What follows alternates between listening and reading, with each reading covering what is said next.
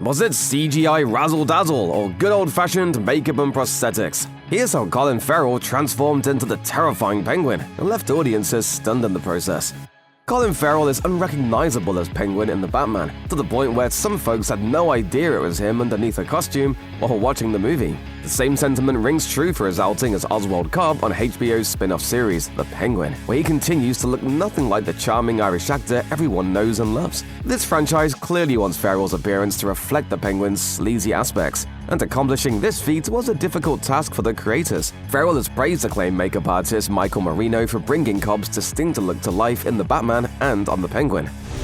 The fact of the matter is, there wouldn't be this show if it wasn't for Mike Marino. Despite being impressed by the artist's creative prowess, however, the actor noted that he had to sit in the makeup chair for up to 4 hours some days, and that doesn't include the time he spent filming his scenes. The patience and hard work paid off though, as Farrell truly inhabits the character. That said, while sitting in a makeup chair for hours was a challenge for the actor, Marino also faced difficulties while creating the Penguin costume. Marino and his team had to invent a costume that embodied the character without going overboard. This required the creators to craft original prosthetics, which Marino opened up about in an enlightening interview with Forbes. Marino told the outlet, "On the technical end, we really developed a new kind of silicone, which varies in densities and thickness. It was like many different variables of skin, like it was created by God. As a designer, I have to think of, how do I get close to that? It's not just one material, one thing. How can I have Colin's face move the most realistic?"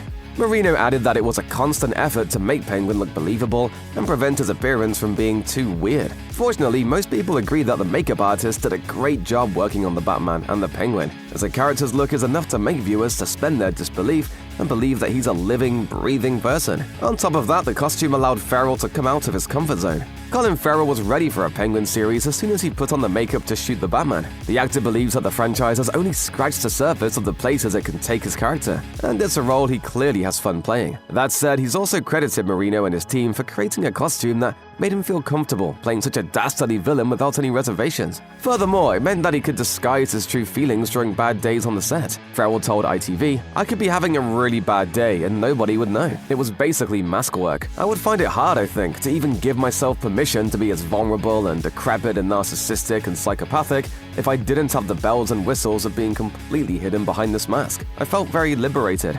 The debate surrounding who's better between Farrell's take on Penguin and Danny DeVito's in Batman Returns will undoubtedly rage on for years to come. However, even if you prefer DeVito's portrayal of the Gotham villain, there's no denying that Farrell put his all into the role. As a result, it's arguably one of the Irish actor's best performances to date, and he's impressed in lots of projects.